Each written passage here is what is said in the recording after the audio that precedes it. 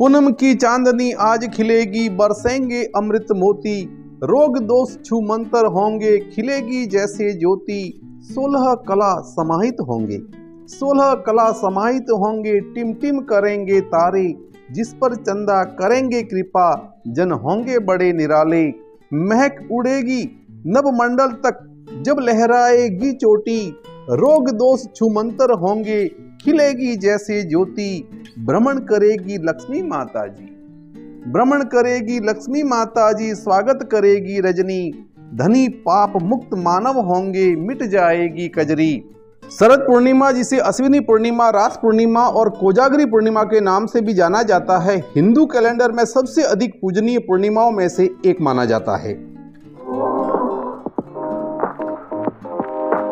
शरद पूर्णिमा हिंदू मान्यताओं के अंदर एक विशेष स्थान रखती है और इसके पीछे ऐसा कारण है कि जब चंद्रमा अपनी सभी 16 कलाओं अर्थात कि 16 चरणों के अंदर दिखाई देता है, तो हिंदू धर्म की मान्यता के अनुसार मानव के 16 मानवीय गुण जो है, उन संपूर्ण मानवीय गुणों के साथ में चंद्रमा की ये कलाएं जुड़ी हुई है।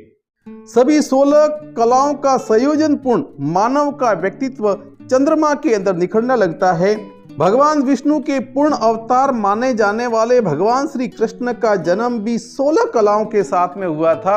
अगर भगवान राम की बात करें तो इनका जन्म 12 कलाओं के साथ में हुआ था। इस दिन भक्तगण जो है भगवान चंद्रदेव की पूजा करते हैं ताकि वे अपनी पूर्ण चमक, अपनी सुंदरता, अपनी आभा और आध्यात्मिक ऊर्जा से भरपूर रहें।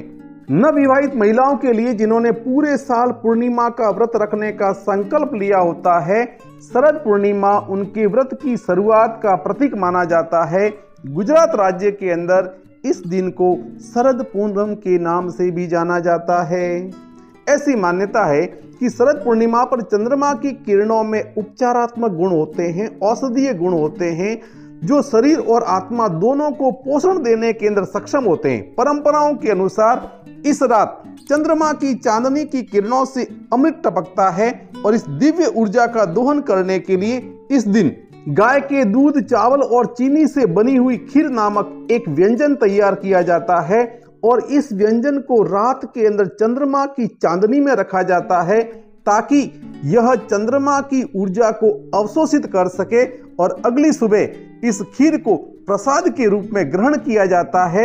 ऐसा माना जाता है कि अमृत अवशोषित इस खीर में विशेष गुण होते हैं जो शरीर को पूर्ण जीवंत मजबूत बना देते हैं और इस प्रकार से ये चंद्रदेव की प्रसाद के रूप में इसको ग्रहण करते हैं।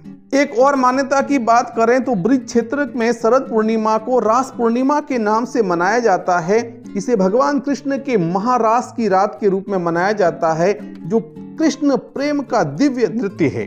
पौराणिक कथाओं के अनुसार भगवान कृष्ण ने इस रात अपनी बांसुरी बजाई थी और वृंदावन की गोपियां संगीत में मंत्र मुग्ध होकर के उनके साथ नृत्य करने के लिए अपने घरों से निकल पड़ी थी। ऐसी मान्यता है कि भगवान श्री कृष्ण ने प्रत्येक गोपी के साथ नृत्य करने के लिए खुद को कई गुणा अर्थात जितनी गोपियां उतने कृष्ण, उन गोपियों के निश्चल प्रेम में भगवान इतने रम गए कि उन्होंने रात को भगवान ब्रह्मा की एक रात की लंबाई तक बढ़ा दिया था, जो अरबों मानव वर्षों के बराबर है। बड़ी श्रद्धा के साथ में मनाया जाने वाला यह रहस्यमय आयोजन कृष्ण के प्रति गोपियों के शुद्ध प्रेम और भक्ति का प्रतीक है।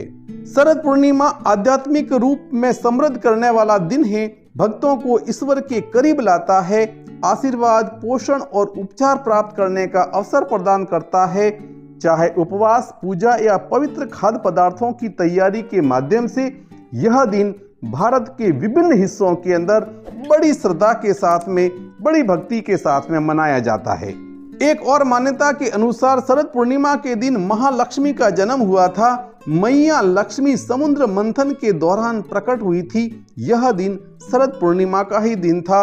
पुराणों के अनुसार शरद पूर्णिमा के दिन मैया लक्ष्मी भगवान विष्णु के साथ में गरुड़ पर बैठ करके पृथ्वी लोक पर भ्रमण करने के लिए पधारती है।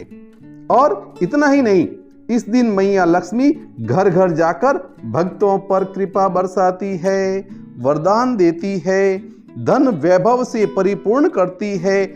लक्ष्मी जी को धन वैभव की देवी बताया गया है और भक्तगण जो हैं मैया लक्ष्मी को प्रसन्न रखने का हर संभव प्रयास करते हैं। व्यक्ति को अवगुणों से दूर रहना चाहिए। अवगुण युक्त व्यक्ति पर लक्ष्मी की कृपा नहीं बरसती और उसकी प्रतिभा का नाश होता है। वह व्यक्ति सम्मान से भी वंचित हो जाता है। श्रेष्ठ कार्य करने वालों पर लक्ष्मी जी की असीम कृपा सदैव बनी रहती है। मनुष्य को धन का सम्मान करना चाहिए।